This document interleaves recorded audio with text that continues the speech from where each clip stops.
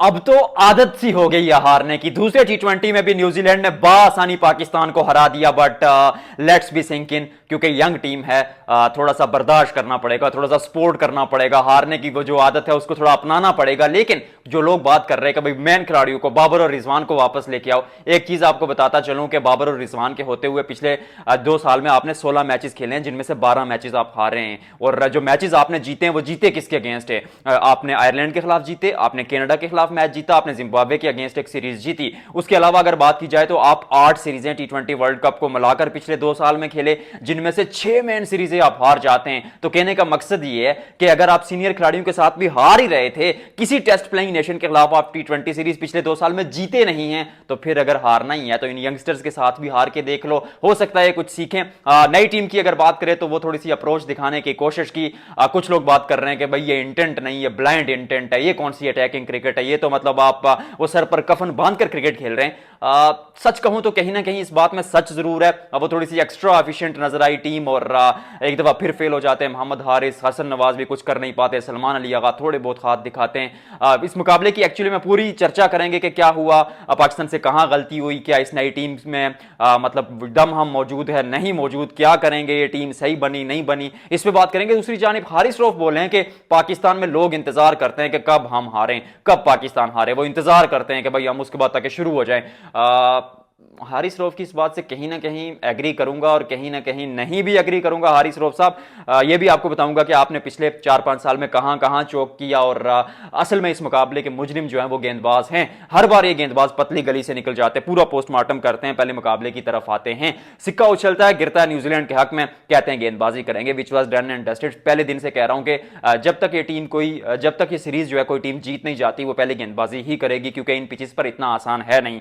अब मुकाबले का आगाज होता है, मोहम्मद हारिस एक दफा फिर 2 चौके जरूर लगाते, बट टेंटेटिव नजर आते हैं, थोड़े से वो कंट्रोल में नहीं होते, और फिर उसी तरह के शॉट्स खेलने के चक्कर में वो आउट हो जाते हैं। हसन नवाज लगातार दूसरा डक है, एक दफा फिर जो है वो शिकार बन जाते हैं जैकब डेफी का, और जब वो आउट होते हैं तो उसके बाद लगता है कि यार एक दफा फिर ना वो पिछले मुकाबले की जो 91 पे आपकी बारी सिमट गई थी, शायद वही चीज यहां पर होने वाली है। लेकिन फिर कप्तान सलमान अली आगा आते हैं, बहुत बहस हुई थी उन पर, बहुत बातें हुई थी कि भाई टी20 का तो मटीरियल ही नहीं है, 80 का स्ट्राइक रेट है टी20 क्रिकेट में, किस बेस पे कप्तान बनाया। आज उन्होंने दिखाया एक्चुअली में कि ही हैज सम टैलेंट, क्योंकि 28 गेंदों पर 46 run, to be very honest in pitches पर आसान नहीं थे, और 3 छक्के मारे भाई ने।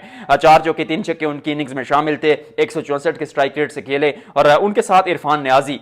अब न्याजी के बारे में मुझे एक चीज समझ नहीं आती कि न्याजी ने जो अपना कैरियर खेला डोमेस्टिक क्रिकेट में, वो एज अ गेंदबाज खेला, यानी इस पे बॉलिंग ऑलराउंडर के तौर पर। अब मिड फास्ट गेंदबाजी करते थे, अच्छे गेंदबाज थे, विकेटें भी लेते थे, लेकिन जब पाकिस्तान टीम में आते हैं, इवन कराची किंग्स में भी जब वो पीएसएल में पिक हुए तो एज अ बॉलिंग ऑलराउंडर ही पिक हुए, लेकिन टीम में आते आप उनको प्रॉपर बैट्समैन बना देते, और फिर शुरू पर आप उनको एज अ फिनिशर खिलाते, फिर यहां पर आप उनको नंबर 4 पे लेके आ जाते हैं। तो फिर न्याजी के आउट होने के बाद क्या होता है? न्याजी के आउट होने के बाद एक दफा फिर जो पाकिस्तान क्रिकेट टीम की वो जो नैया थी वो डूबती हुई नजर आती है, क्योंकि आते ही खुशदिल शाह भी आउट हो जाते हैं।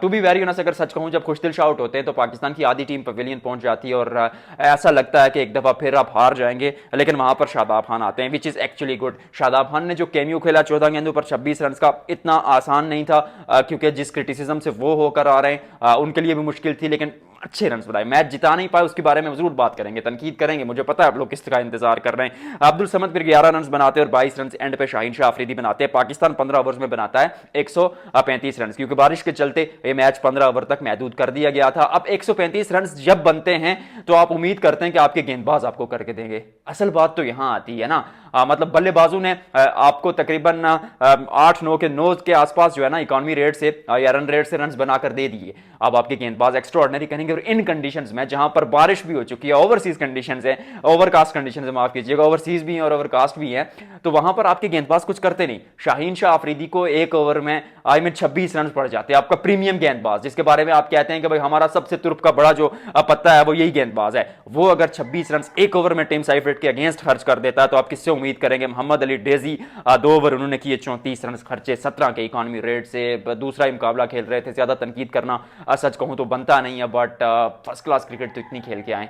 और 2 ओवर में 34 रन वो खर्चते। शाहीन शाह अफरीदी 3 ओवर में 31 रन खर्च कर देते। खुशदिल शाह ने एक्चुअल में अच्छी गेंदबाजी की। खुशदिल शाह इस समवन जो आउटसाइडर है आपकी टीम में, क्योंकि पिछले 1.5 साल में वो आपकी प्लानिंग का हिस्सा था नहीं, और ना वो स्पिनर के रूप में आप उसे देखते हैं। आपने तो उसको एज अ बैटर रखा क्योंकि बीपीएल में अच्छा परफॉर्म किया। वो 3 ओवर में 16 रन देकर 1 विकेट लेते हैं। फिर Haris Rauf 3 over 20 run 2 wicket. Actually में अच्छी गेंदबाजी की हारिस रऊफ ने, लेकिन आपके गेंदबाज आपको रेगुलर इंटरवल्स पर या after the certain time wickets लेकर नहीं देते, विकेट्स चटका कर नहीं देते, और आप वही एक वजह होती है कि इस मुकाबले को आप हार जाते हैं। और शादाब खान मतलब गेंदबाजी में एक खिलाड़ी कहां लाई करता है, डेब्यू गेंदबाजी के तौर पर किया, पूरा जो ओवरऑल कैरियर अपना खेला, एज अ स्पिनर खेला, एज अ लेग स्पिनर खेला। पाकिस्तान टीम में आकर वो भी बैटिंग के चक्कर में क्यों पड़ गए कोई समझ नहीं आती। और जो उनका ओरिजिनल रोल है वो उनका गेंदबाजी का है, अगर वो उसमें परफॉर्म नहीं करते तो मुझे ऐसा लगता है फिर उनको टीम में रखने की जरूरत नहीं है, क्योंकि एज अ बैटर आपने खिलाना तो डोमेस्टिक में मोहम्मद शहजाद को खिला दें, साबजत फरहान को खिला दें, क्या कहते हैं, मैं तो कहता हूं उसकी जगह क्या कहते हैं, जो खिलाड़ी उमर बिन यूसुफ बैठा डगआउट में, उनकी जगह एज अ बैटर ही खिलाना तो उनको खिला दे, क्योंकि शादाब खान को एज अ बैटर खिलाना नौजवानों के साथ जाती होगी। न्यूजीलैंड एक दफा फिर डोमिनेंट जीत लेकर चला जाता है और पाकिस्तान की ये नई नवेली टीम एक दफा फिर हार जाती है।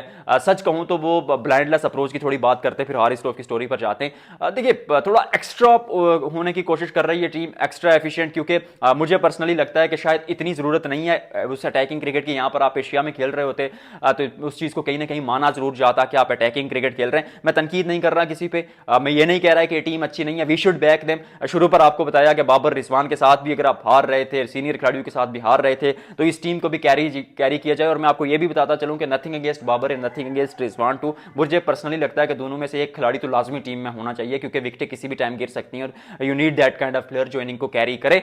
दोनों की इकट्ठे शायद टीम में जगह नहीं बनती, लेकिन एक को आप रख सकते थे। तो नई नवेली टीम है, मतलब यंगस्टर्स हैं, खुद को प्रूव करना चाह रहे हैं, और 2 ही मुकाबलों के बाद अगर आप उनको ड्रॉप कर देंगे तो it's not fair, it's unfair actually. क्योंकि अगर अब बात करें ना हसन नवाज की या उमर बिन यूसुफ, चले कोई मुकाबला खेले नहीं, अब्दुल समद हो जाते हैं, जितने भी खिलाड़ी वहां पर मौजूद हैं, जानदाद भी इवन, इनको इतने जल्दी आप सर्किट में लेके आ गए। उमर बिन यूसुफ को चले फिर भी कहें तो 55 फर्स्ट क्लास मैचेस खेले, लेकिन बाकी जो खिलाड़ी हैं थोड़ा जल्दी आपने उनको टीम में लाने की कर दी। लेकिन अगर आपने जल्दी कर दी तो फिर उनको बैक किया जाए। अब ये नहीं है कि आते ही उनको एक सीरीज खिलाएंगे, 3-4 मुकाबलों में फेल होंगे तो फिर ड्रॉप कर दिया जाएगा।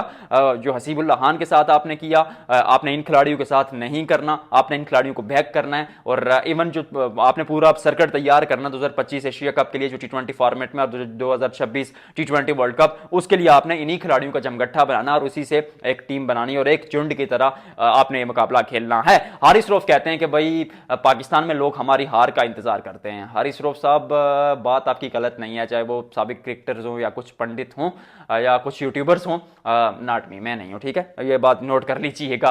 तो जो यूट्यूबर्स हैं वो इंतजार करते हैं कि पाकिस्तान टीम की कोई खराब परफॉर्मेंस हो, फिर उस पर उनको लताड़ा जाए, बुरा भला कहा जाए। कुछ यूट्यूबर्स तो मतलब गालियों तक चले जाते हैं, ऐसे वर्ड्स इस्तेमाल करते हैं जो मेरे नज़दीक गाली के जुमरे में ही आते हैं, तो विच इज़ नॉट गुड। आप हमारे हीरोज़ है, पाकिस्तान की टीम है, और अगर 30 करोड़ की आबादी से आप 15 में सेलेक्ट होते हैं और फिर 11 में सेलेक्ट होकर खेलते हैं तो वी शुड रिस्पेक्ट देम।